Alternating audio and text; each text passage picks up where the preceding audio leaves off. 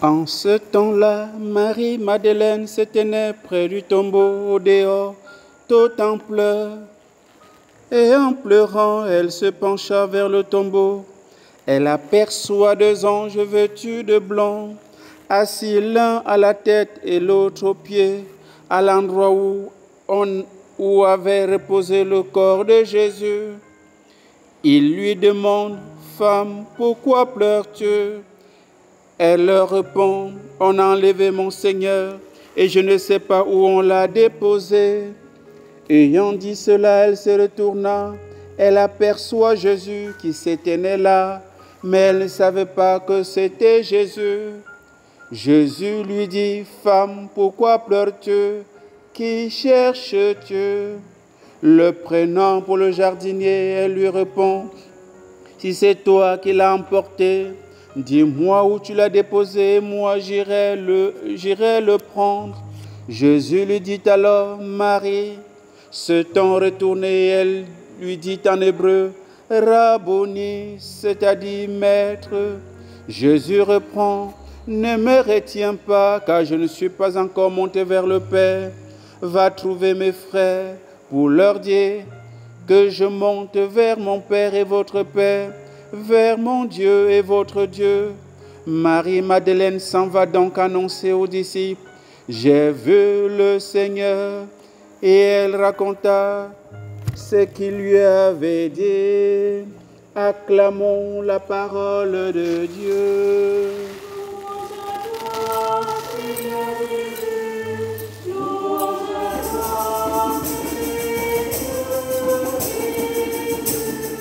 Louange à toi, Seigneur Jésus.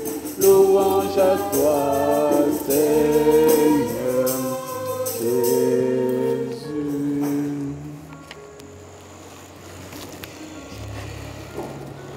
Christ est ressuscité. Il est vraiment ressuscité. Wow. J'ai un public assez jeune et pas très grand ce soir. C'est bien, tout est grâce. Hein?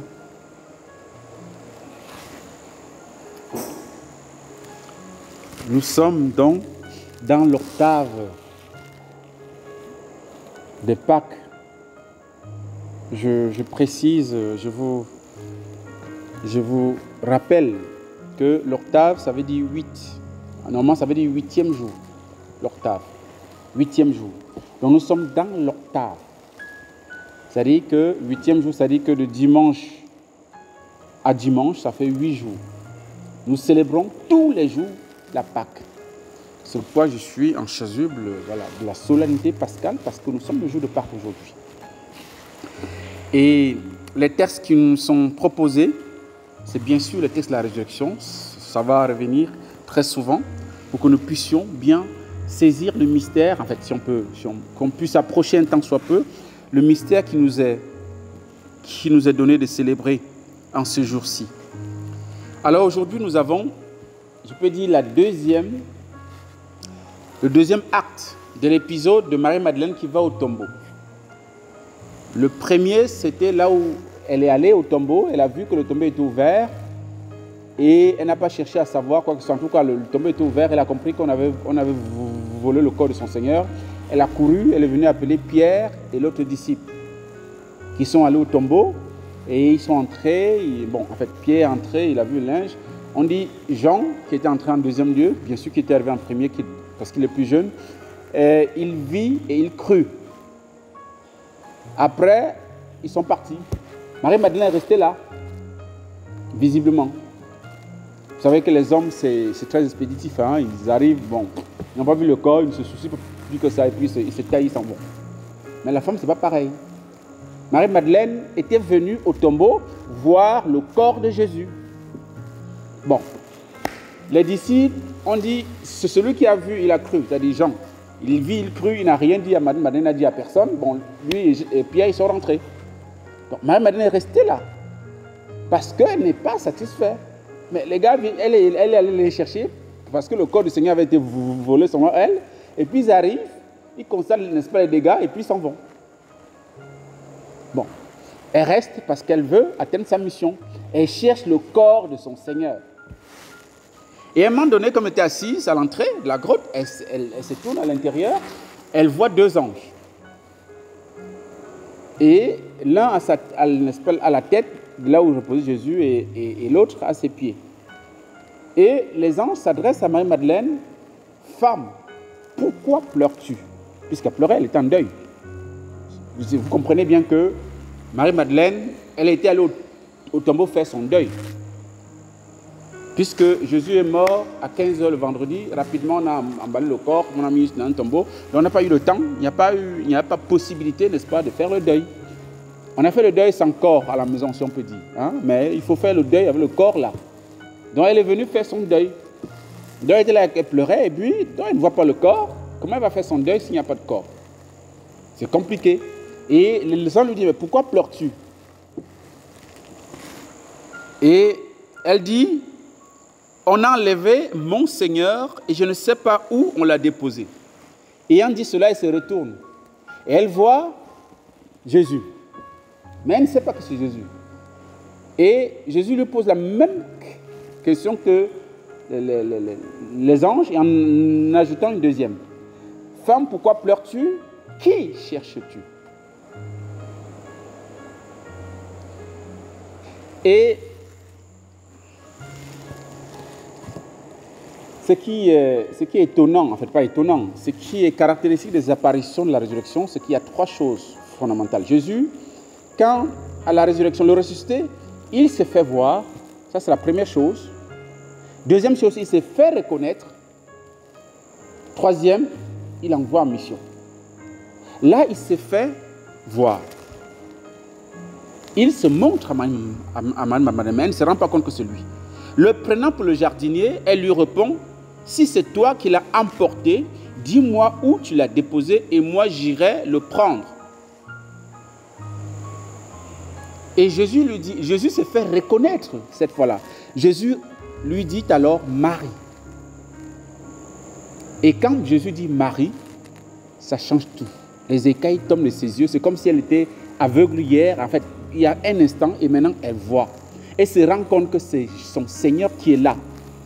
Pourquoi il n'a pas reconnu Jésus d'abord? Puisque c'est tout, ne voit quelqu'un qui lui parle. Pourquoi pleures-tu? Qui cherches-tu? Elle dit non, mais moi je cherche le corps, je cherche le cadavre. Hein? Je ne cherche pas un homme vivant. Parce qu'elle ne peut pas reconnaître Jésus parce qu'elle cherche un corps étendu par terre. Elle cherche son mort. Elle ne cherche pas le vivant. Elle avait complètement oublié ce que Jésus avait dit avant sa mort. Je veux être arrêté, on va me tuer, je vais mourir et le 3e jour je vais ressusciter. Elle, en fait, il n'y a pas que elle, même les disciples, tout le monde avait oublié que Jésus avait dit qu'il devait ressusciter le 3e jour. Bon, je le comprends, parce que résurrection, ça signifie quoi? On n'en sait rien. Personne n'a l'espérance de la résurrection. Donc, dit que je vais ressusciter le 3e jour, bon, ça appartient à Jésus seul, n'est-ce pas, de comprendre. Donc, du coup, elle cherchait un corps. Mais quelqu'un se place devant lui et lui parle. Autrement dit, cela aussi révèle que, bien sûr, qu'elle cherchait un corps, c'est évident. Mais pourquoi elle ne reconnaît pas Jésus? C'est aussi peut-être parce que la résurrection nous change. La résurrection change. Parce que c'est la résurrection du corps, ce n'est pas la résurrection de l'âme. L'âme ne meurt pas, donc elle n'a pas besoin de se ressusciter. C'est le corps qui ressuscite. Donc le corps de Jésus a complètement changé après la résurrection.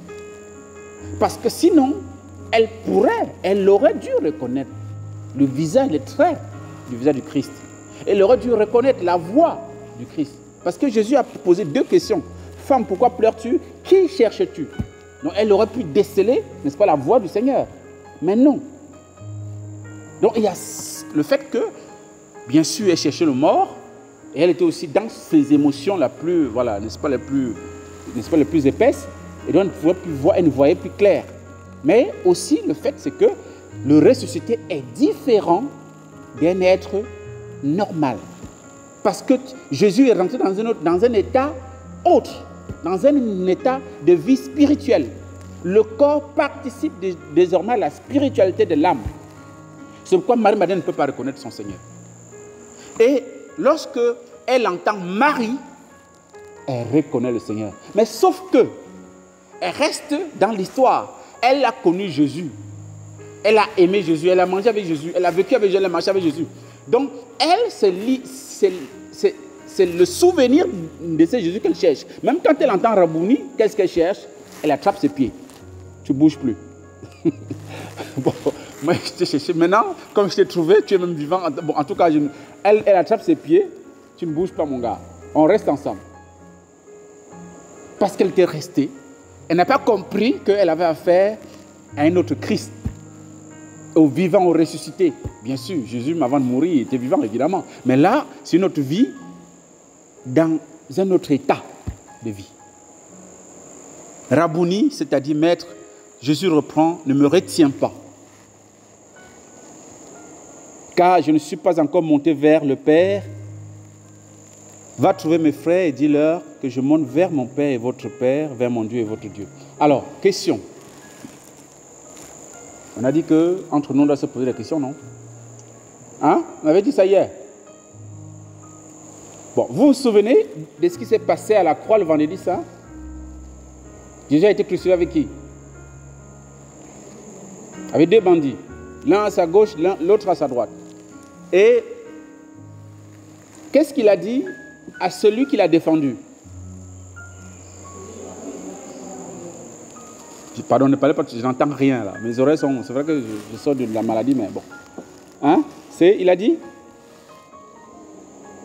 Souviens-toi... En fait, oui, le bandit a dit, souviens-toi de moi lorsque tu viendras dans ton royaume. Et Jésus a dit quoi? Aujourd'hui même, aujourd'hui même. Voilà. Aujourd'hui même, tu seras avec moi dans le paradis. On est d'accord? On est vendredi, non? N'est-ce pas? On est vendredi. Et là, on est quand? Avec Marie-Madeleine. On est dimanche. Voilà. Écoutez ce que Jésus répond à Marie-Madeleine. En fait, dit à Marie-Madeleine, n'est-ce pas, ne me retiens pas, car je ne suis pas encore monté vers le Père.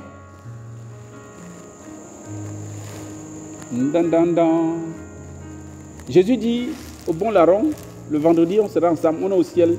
Aujourd'hui, là, on est au ciel. Ça, il n'y a pas de souci. Le dimanche, il dit à Marie-Madeleine, non, je ne suis pas encore monté vers mon Père. Ça signifie quoi? Vous comprenez quelque chose là? Kangarandan. Vous êtes perdu?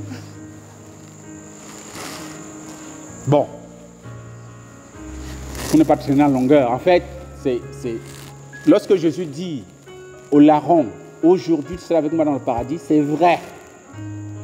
Puisque quelques instants après, qu'est-ce qui va se passer? Jésus va dire, Père, entre tes mains, je remets mon esprit. L'âme du Christ va au ciel, ça ne va pas tarder. Il ne passe pas au purgatoire, il n'a pas besoin de purgatoire. Vous êtes d'accord avec moi? Hein? Jésus est pur, il est saint, il n'a pas besoin de purgatoire. Son âme, dès qu'il remet son esprit au Père, c'est tout de suite, il est au ciel. Et comme il est mort le premier, il va prendre la place au bon larron. D'accord? Et le bon larron, quand les soldats arrivent, on trouve qu'ils ont fracassé les pattes, enfin les pieds, pardon, pas les pattes, les pieds pour qu'il meure vite. Et finalement, il est mort. Quand il est mort, lui aussi allait directement au ciel, puisque Jésus l'a canonisé sur la croix. Jésus l'a sanctifié sur la croix. Donc son âme aussi va au ciel. Directement, c'est le premier à entrer au ciel, le boss. C'est pas n'importe qui, hein, le bon larron. Il est avec Jésus au ciel, avec son âme, comme avec l'âme du Christ. Maintenant, lorsque Jésus dit à Marie-Madeleine, ne me touche pas, parce que je ne suis pas encore monté vers mon Père, c'est pour dire le corps ressuscité. Son âme est déjà au ciel, mais le corps ressuscité n'est pas encore, c'est ce qu'on doit entendre, n'est pas encore monté.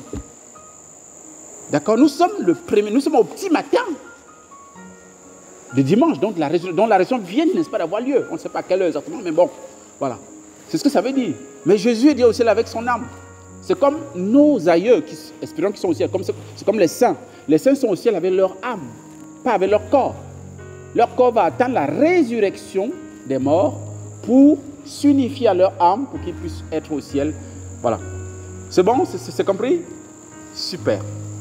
Donc, c'était juste une parenthèse pour dire que Jésus dit à Marie-Madeleine, et ça c'est la troisième chose, il s'est fait voir, il s'est fait reconnaître en appelant par son nom Marie. Et troisièmement, qu'est-ce qu'il fait? il envoie en mission. Va dire à mes frères, va annoncer, il dit même annoncer, hein. Marie-Madeleine s'en va donc annoncer aux disciples, j'ai vu le Seigneur. C'est pas la tep-tep. Vous êtes arrivé au tombeau, vous avez vu que c'était vide et puis vous êtes parti. Bon, c'est vrai que Jean, tu as vu, tu as cru. Mais moi, j'ai eu la grâce, non seulement de voir les anges, mais en plus j'ai vu le boss lui-même, Jésus lui-même. Je l'ai vu, j'ai vu le Seigneur. Et c'est là que je trouve quand même que le Seigneur est quand même bizarre. Il est un peu discriminatoire, n'est-ce pas, dans ses affections. Il est très gentil avec les femmes. En fait, il accorde beaucoup de privilèges aux femmes. Parce que, ben oui, il n'y a que les femmes qui... Elle est la première à voir Jésus, hein, ressuscité. Les apôtres, c'est après. Hein. Et quand il va rentrer, même dit que j'ai vu le Seigneur, les gars vont dire, mais toi, c'est qui? Pour que le Seigneur vienne d'abord se montrer à toi. Pourtant, il avait raison. Et c'est pourquoi l'Église l'a proclamé l'apôtre des apôtres. Donc, c'est elle qui annonce aux apôtres la bonne nouvelle de la résurrection. Donc, prions Marie-Madeleine, hein, pour nous-mêmes, pour être des intimes du Seigneur, pour être des privilégiés du Seigneur, pour que nous soyons aussi dans les bonnes grâces de Jésus-Christ, notre Seigneur, qui est vivant et ressuscité. Amen.